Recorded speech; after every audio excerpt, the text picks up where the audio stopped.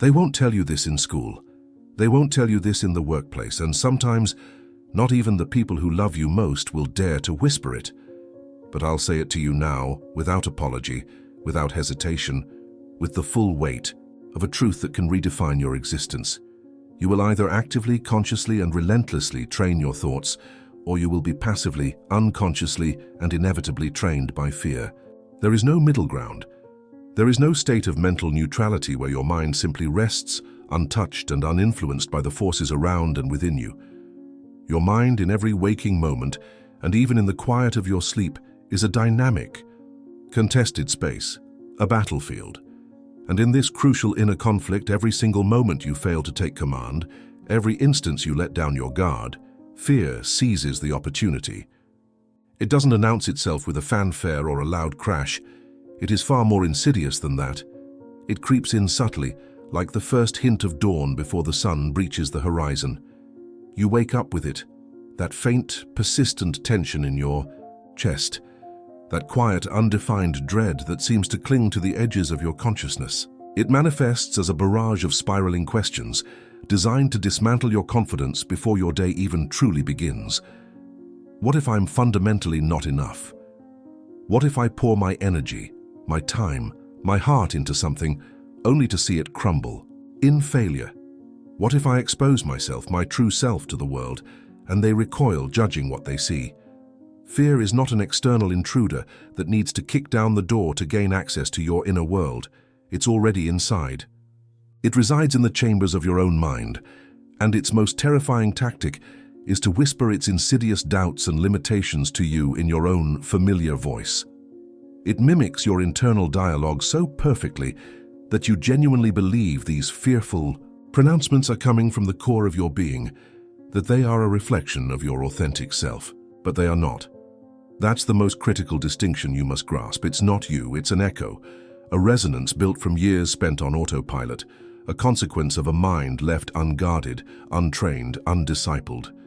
It is the natural state of a mental landscape that has not been cultivated with intention and care. The profound, often heartbreaking truth is that most people do not stumble and fall in life because they lack inherent strength, intelligence, or capability.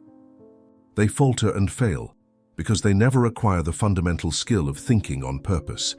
They never learn to consciously shape their inner world with the deliberate artistry of a sculptor, choosing each thought with precision and intent, rather than standing by as a passive bystander while their thoughts are shaped by external circumstances and internal echoes of the past. They allow life, with all its unpredictable storms and relentless tides, to carve their thoughts, much like a storm relentlessly erodes and carves a shoreline.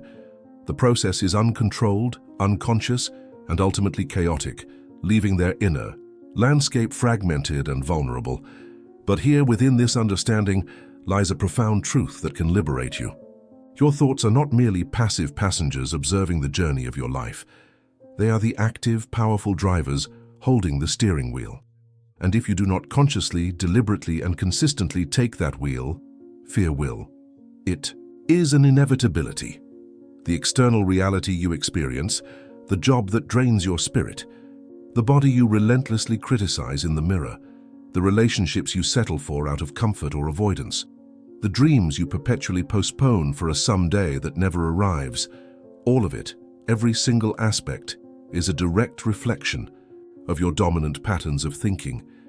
It is not a reflection of your untapped potential, nor is it a measure of your inherent intelligence or worth. It is a stark and undeniable mirror reflecting your habits of mind. And if your prevailing habits of mind are deeply rooted in and constantly nourished by fear, then fear is not merely an occasional visitor, a fleeting emotion that passes through. It is your master, dictating your path, limiting your vision, and ultimately defining the boundaries of your life. Recognizing this is the essential first step toward reclaiming your inner authority and forging a new reality, one built on conscious intent rather than unconscious fear. Let's delve deeper into this concept of the mind as a contested territory. Imagine your mind not as a static space, but as a dynamic, ever-changing landscape. Think of it like a garden. If you don't actively cultivate it, If you don't plant the seeds you want to grow, if you don't weed out what is undesirable, then nature will take its course. Wild, uninvited plants will sprout, and the garden will become overgrown and chaotic. Your mind is precisely the same. It is fertile ground, constantly ready to host thoughts. The question is, who is doing the planting? Who is doing the cultivating? If you are not deliberately sowing seeds of courage, clarity, and purpose, then the winds of external influence and the lingering remnants of past conditioning will deposit seeds of doubt, anxiety, and limitation.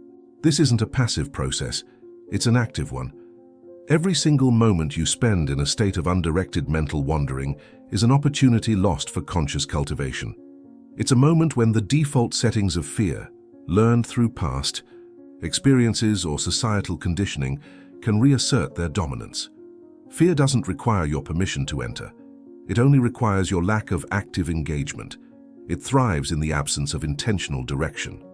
When you wake up and allow your mind to immediately latch onto worries about the day ahead, the potential for failure, or the judgment of others, you are, in that moment, surrendering control. You are allowing fear to set the agenda for your mental landscape. It's like opening the gates of your city and inviting the unwelcome guest to take charge. The subtle tension, the quiet dread, these are not just fleeting feelings. They are the physical and emotional manifestations of a mind that is operating under the dominion of fear. The spiraling questions, what if I'm not enough? What if I try and fail? What if they see me and don't like what they see? These are the tactical maneuvers of fear, designed to keep you small, safe, and contained within your perceived limitations. They are not rational inquiries. They are emotional attacks aimed at undermining your confidence and preventing you from taking action. The insidious nature of fear lies in its ability to use your own voice. It doesn't sound like a foreign invader. It sounds like you. It uses your internal language, your familiar tone, to deliver its corrosive messages. This is why it's so difficult to recognize and resist. You believe that voice of doubt is the voice of reason, the voice of your authentic self, trying to protect you. But it's not. It's a well-worn groove carved into your mind by years of operating on autopilot, by allowing external opinions and past failures to define your internal narrative. Consider the mind left unguarded, untrained, and undisciplined. It's like a ship, without a captain, adrift on a vast and unpredictable ocean. It will be tossed and turned by every wave, every storm, every changing current. It has no direction, no purpose, and is utterly at the mercy of external forces. This is the state of a mind that has not learned to think on purpose. It reacts rather than creates. It is shaped by circumstances rather than shaping its own reality. The core issue isn't a lack of inherent ability. Most people possess far more potential than they ever realize. The problem is a lack of mental discipline. They haven't learned the fundamental skill of directing their own thoughts. They allow their thoughts to be a passive reflection of their environment, their past experiences, and the opinions of others. Like a storm carves a shoreline without conscious intent, life experiences and external influences carve their mental landscape, leaving it chaotic and uncontrolled. But the empowering truth is this: your thoughts are not merely effects, they are causes. They are not just passengers on the journey of your life. They are the drivers. They hold the steering wheel. And this is the critical juncture. If you do not consciously, deliberately, and consistently take that steering wheel, if you do not actively choose the direction of your thoughts, then fear will take control. It's not a possibility. It's an inevitability. A vacuum of conscious control will always be filled by the default program. And for most people, that default program is fear. The external reality you perceive, the job you might dislike, the way you view your own body, the relationships you tolerate out of comfort rather than truly choosing, the dreams that remain perpetually on the horizon, all of these are not reflections of some predetermined fate or an unchangeable reality. They are direct manifestations of your dominant thought patterns. They are the harvest of the seeds that have been allowed to grow in the garden of your mind. Your potential is limitless, your intelligence is a powerful tool, but if your habits of mind are deeply embedded in the soil of fear, then fear will be the master architect of your reality. It will not just visit, It will reside, it will rule, and it will limit every aspect of your life. Understanding this fundamental connection between your internal world of thought and your external experience is the first crucial step in reclaiming your power and beginning the transformative journey of training your thoughts. Let's expand on this profound connection between your internal landscape of thought and the external reality you inhabit. Consider your life as a house. The external structure, the walls, the roof, the windows, represents your outward circumstances, your job, your relationships, your physical environment, the opportunities presented to you. But the foundation upon which that house is built, the internal framework that gives it strength and stability, is made of your thoughts, your beliefs, your dominant mental patterns. If the foundation is weak, shaky, and built on a substrate of fear and limitation, then the external structure, no matter how impressive it may appear on the surface, will be vulnerable. It will be susceptible to collapse under pressure, unable to withstand the inevitable storms of life. When you're dominant, thoughts are rooted in fear. Fear of failure, fear of judgment, fear of not being enough, fear of the unknown. This internal state projects outward. It shapes your perceptions, colors your interpretations of events, and influences the actions you take or, more often, fail to take.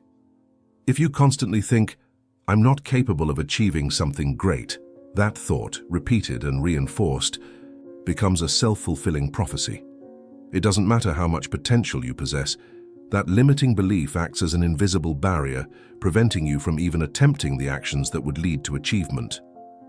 You might not apply for that challenging job, you might not pursue that ambitious project, you might not speak up with your valuable ideas, all because the internal thought pattern dictates that you are not capable, that you are destined to fail.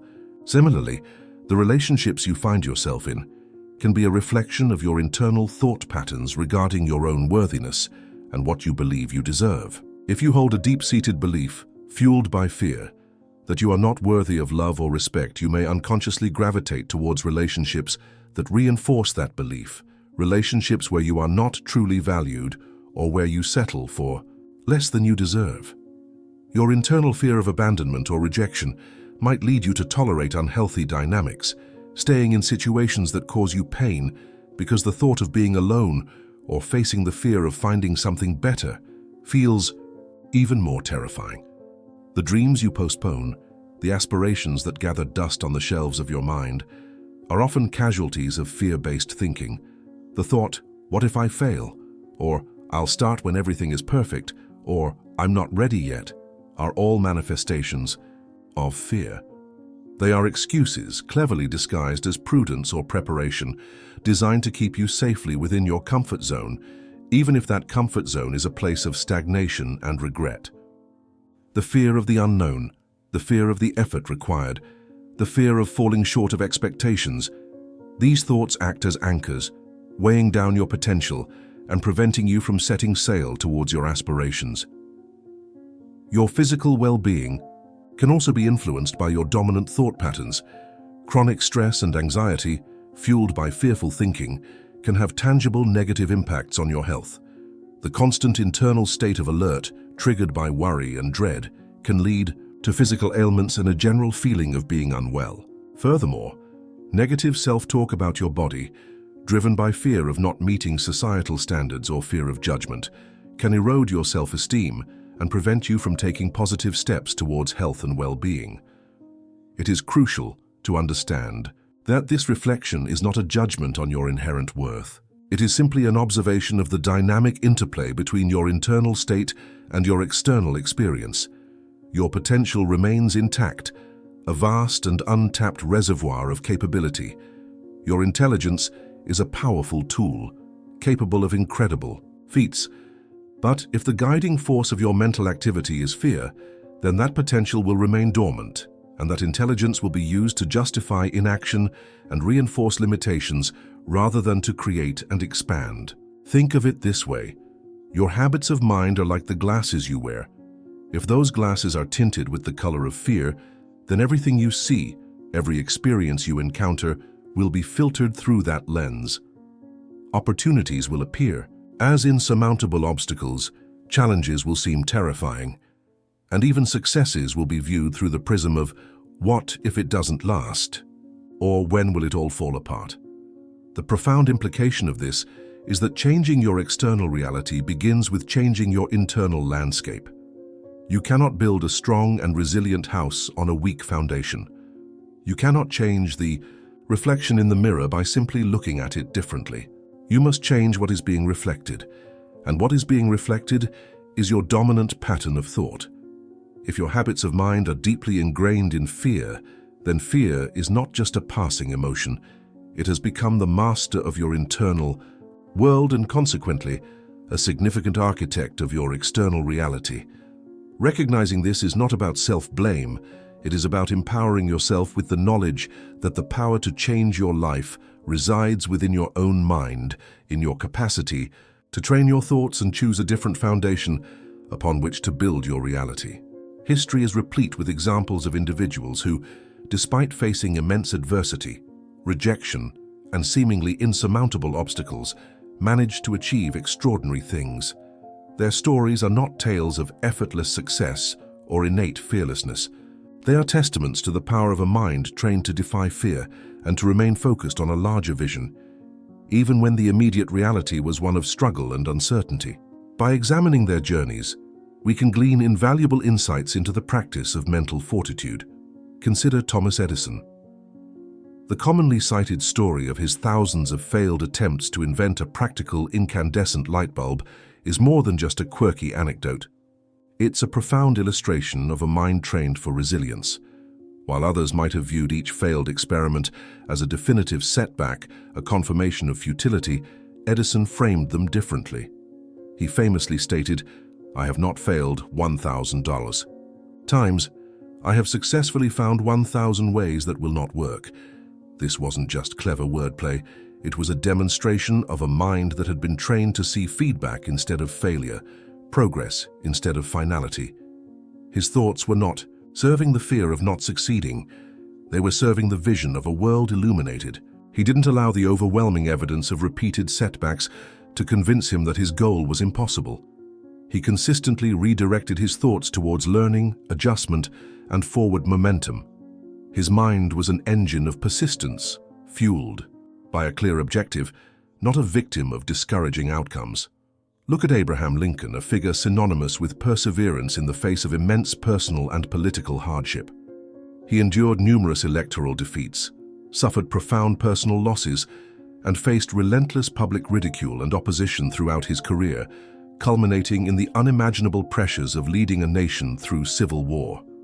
Many times, the weight of these burdens would crush an ordinary spirit, yet Lincoln stood tall, spoke with unwavering conviction, and continued to pursue his vision for the nation. He wasn't superhuman, he was human, and he undoubtedly felt the weight of fear and doubt, but he refused to let those feelings dictate his actions or write his legacy.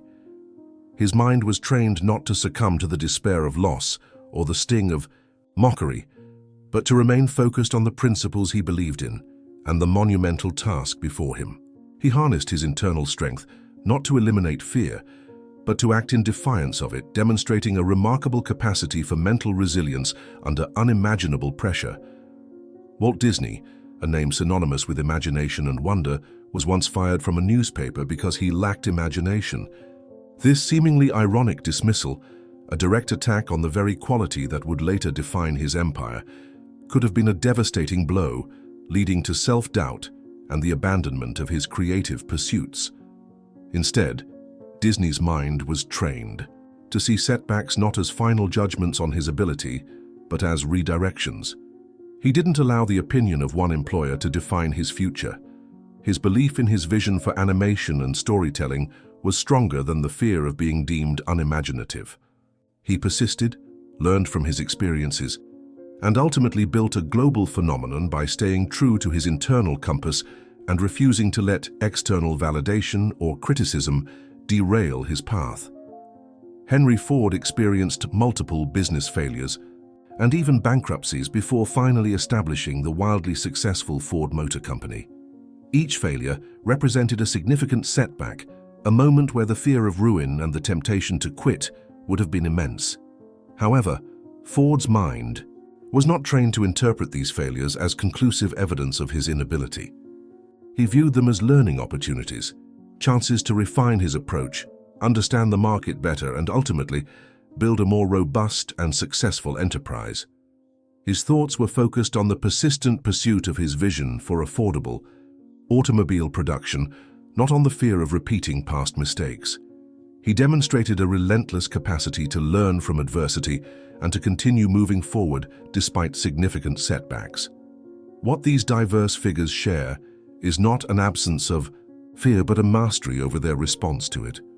They all possessed the same fundamental raw materials as anyone else: a mind capable of thought, emotions capable of fear, and the potential for both greatness and failure. The crucial difference was how they trained the voice inside. When am I? Fear inevitably showed up, as it does for everyone who dares to pursue something meaningful. They didn't take orders from it. They didn't allow it to become the dominant force in their decision-making. Instead, they put it in its place. They acknowledged its presence, but refused to let it dictate their actions or define their identity.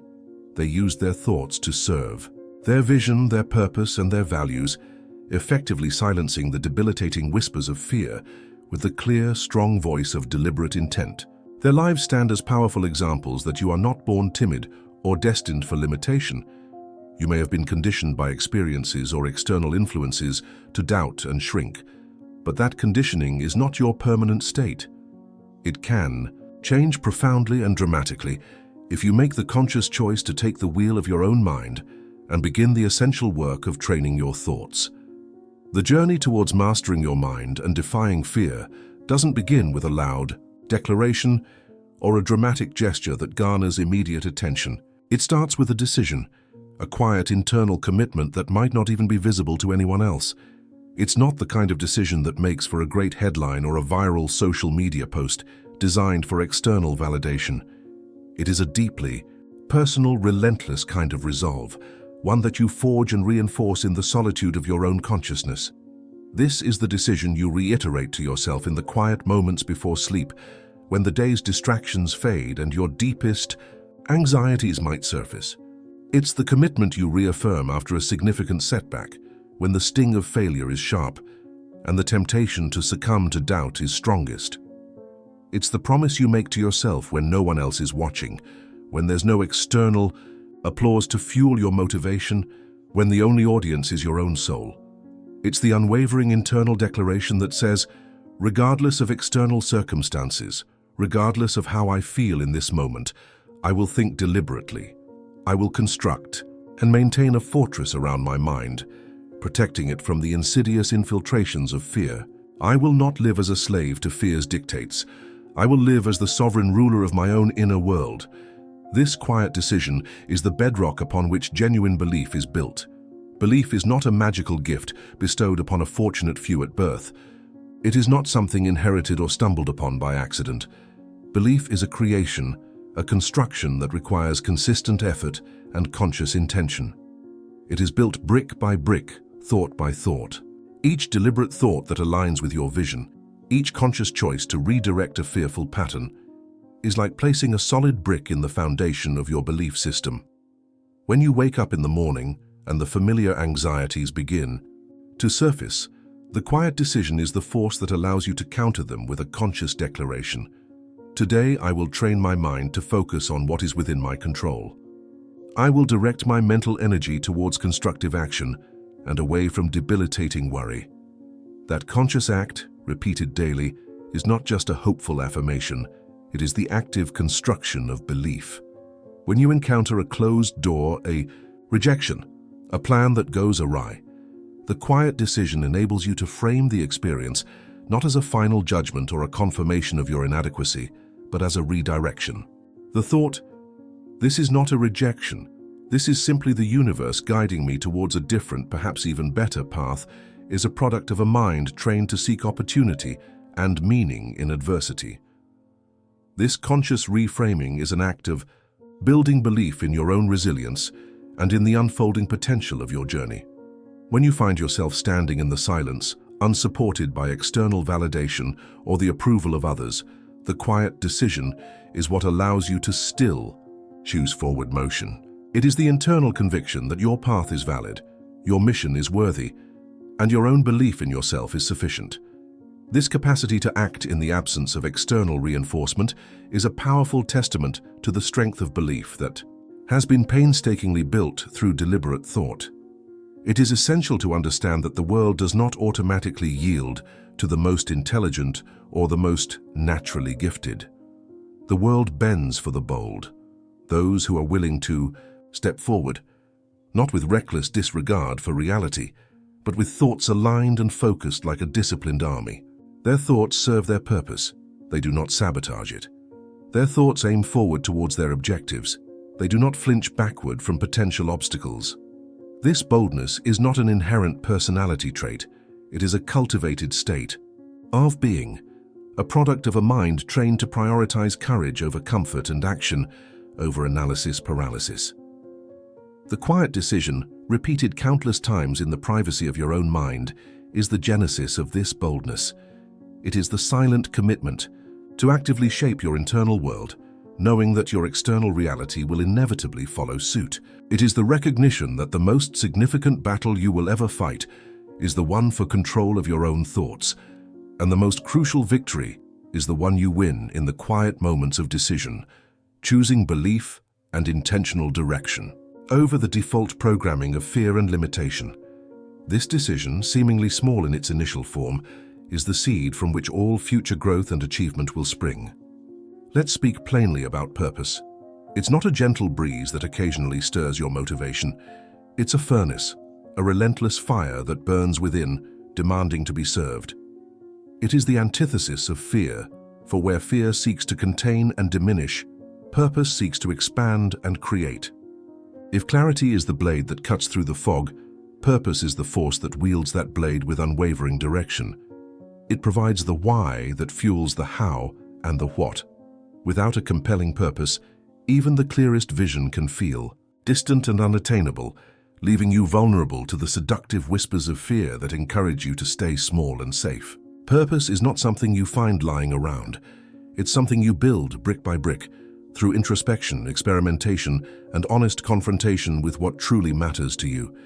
It is a reflection of your deepest values, your unique talents, and your desired contribution to the world. And once that fire is ignited, its heat is powerful enough to melt away the icy grip of fear.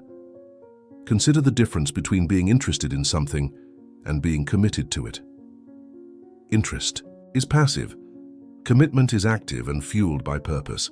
You might be interested in learning a new skill, but if you don't have a clear purpose for acquiring that skill, whether it's to advance your career, express your creativity, or connect with others, that interest will likely fade when faced with the inevitable challenges and frustrations of learning. But if your purpose is strong, if the fire within burns brightly, those challenges become fuel for your determination. People who are truly on fire with purpose move differently through the world. There's a noticeable intensity, a focused energy about them. They aren't easily swayed by distractions or discouraged by setbacks. This isn't because they're immune to fear. They simply possess a force that is more powerful than their fear. Their purpose acts as a constant gravitational pull, keeping them aligned with their path, even when external forces or internal anxieties try to pull them off course. They don't spend endless hours agonizing over whether they are good enough or ready. The demands of their purpose are too pressing, the vision too compelling. Instead of dwelling on self-doubt, they channel that energy into action, into learning, into becoming the person who is capable of fulfilling that purpose. They understand that competence isn't a prerequisite for starting. It's a result of doing the work required by their purpose. The concept of rehearsing failure is a powerful one. Many people lacking a strong purpose spend significant mental energy visualizing all the ways things could go wrong. Their minds become stages for catastrophic scenarios, solidifying their fears and inhibiting action. People with purpose, however, are more likely to rehearse execution. They visualize the steps involved in achieving their goals, anticipate potential obstacles, and strategize how to overcome them. Their mental energy is directed towards preparation and action, not towards debilitating worry. Furthermore, a strong purpose reduces the need for external validation. When you are deeply connected to your why, the opinions of others, while perhaps heard, lose their power to derail you. You are not seeking permission from the world, you are fulfilling a mandate from within. Your confidence stems from your commitment to your purpose, not from external applause or approval. You command respect not by demanding it, but by embodying the unwavering dedication and focus that a clear purpose instills. Your purpose is not a static destination you eventually arrive at. It is a dynamic declaration of who you are and what you intend to create, renewed and strengthened each day. It's the moment you stop asking life for permission to be fully yourself and start proclaiming, with conviction, the unique contribution you are here to make. Every day you consciously train your mind to serve that declaration. Every moment you choose the fire of purpose over the chilling hand of fear, you are actively forging a new identity. This identity is not built on the shaky ground of insecurity and self-doubt, but on the solid foundation of conscious intention and unwavering commitment to your purpose. This internal fire, this unyielding purpose, is a force that fear simply cannot extinguish. In the battlefield of the mind, clarity is not a luxury. It is the essential first weapon. Without it, your internal landscape becomes shrouded in a thick, disorienting fog. In this state of mental obscurity, anything can take root and flourish. Fear, doubt, hesitation, confusion. You become susceptible to every passing thought, every external influence, without the ability to discern what serves you and what hinders you. The fog obscures the path forward, making even the simplest steps seem daunting and uncertain. You are constantly reacting to vague anxieties and undefined worries, unable to gain traction or build momentum. But with clarity, the fog begins to lift. The path forward, once obscured, starts to become visible. You begin to see not just the problems and obstacles in your way, but also the potential solutions and opportunities.